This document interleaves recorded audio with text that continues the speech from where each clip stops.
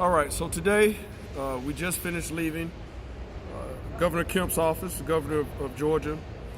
Today, CJ's law is signed into the history of this state. Many people know, if you've been following, I'm with my aunt, Sharon Coleman McCarter, the mother of CJ and Corey. Let me for my camera. What's the camera lens here? It's been a journey, 10 years, January 24th. CJ was struck by one vehicle, thought to have broken bones and thought to have been knocked unconscious, and was literally left in the road by that vehicle, which is the vehicle we've been looking for over 10 years now. Literally ran over by a truck towing a boat.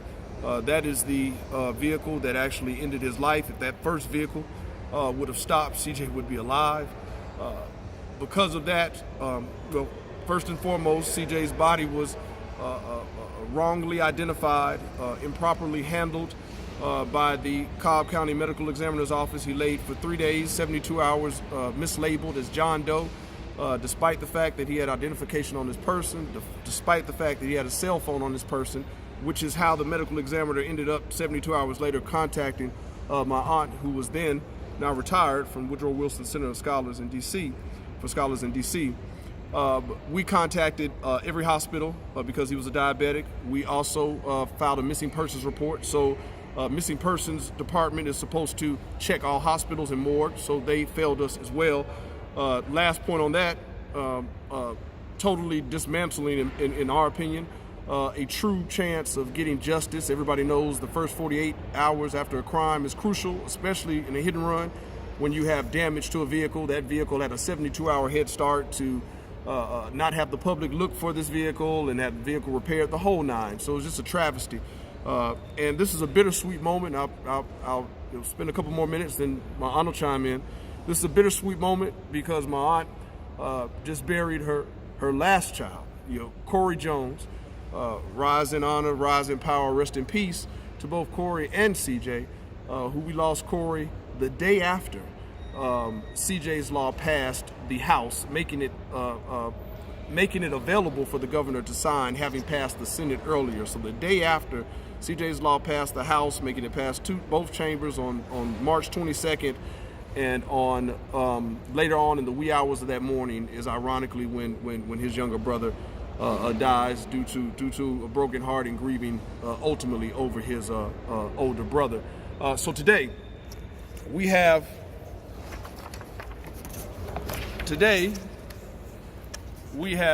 memorialized CJ forever in the history of this state. But this is not just a kind of a vengeful legislation, because we're clear that 99.9% of the times with it being past 10 years, even though we still are optimistic, that, get a shot of CJ real quick, that, that's fine. We're confident are somewhat positive. I don't want to put a blanket on it. There it is. That this legislation will not help our family. This legislation increases the penalty as it relates to hit and run drivers. A lot of people had no idea that there are a number of cases where hit and runs are misdemeanors. In the vein of loss of life or maiming is what CJ's law stiffens the penalty of hit and run drivers. We see a lot of folks. You just saw one recently, literally about 2 miles up the road from where we stay, Sharon. An 18-year-old was tying his shoes just a couple of days ago, and a vehicle struck him, kept moving, killed this young man. Someone chased that vehicle, and he happened to return to the scene. It goes without saying, it's a special moment. We fought very hard. Thankful for the Cobb County commissioners, especially Commissioner Burrell. We increased the lighting in the area. And so we're going to share this clip and another clip along with the governor actually signing the bill. Last point on this, Senator Parent, Abel Mabel Thomas, Senator Donzella James. This is also in the honor of your son, Kerry James, who died in the 10th grade when I was a senior. We both went to Westlake High School. This also deals with DUI legislation. We're thankful for a pedestrian organization that sponsored this, that signed on to this bill. We're thankful for a cyclist organization that signed on to this bill. And what the plan is to not just stop here at Georgia. We know that there are other states, Tennessee being one of them, that have very similar loopholes in their hit and run legislation. So it is our mission to take this nationwide and have CJ's Law help other citizens in other states as well. So just want to thank my aunt. I've been at my aunt for several years for wanting to put more pressure, and we couldn't have imagined. Well, I'm not going to say that, but it's just a real nice feeling to know that 500 years from now, as long as this world is still living, CJ's name will be memorialized in the state of Georgia. So, if my aunt, with her words, she's thank you to all that have sent messages, via Facebook and then Instagram, knowing that my aunt now has just lost her last child. So I know she doesn't want to have too many words, but just briefly, even though press is not here, social media is extremely powerful, and we have each year gotten coverage on what's happened to CJ.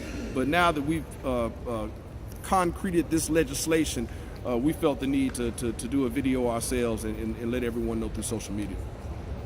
My words are going to be very brief. Marcus already spoke to thank all of the legislators and the other organizations that helped to support this bill. I want to, again, publicly thank my nephew, Marcus, and his organization, Save Ourselves, for being relentless in doing all the work to get this bill passed. Life is precious, and as I've said every year, I say it all the time,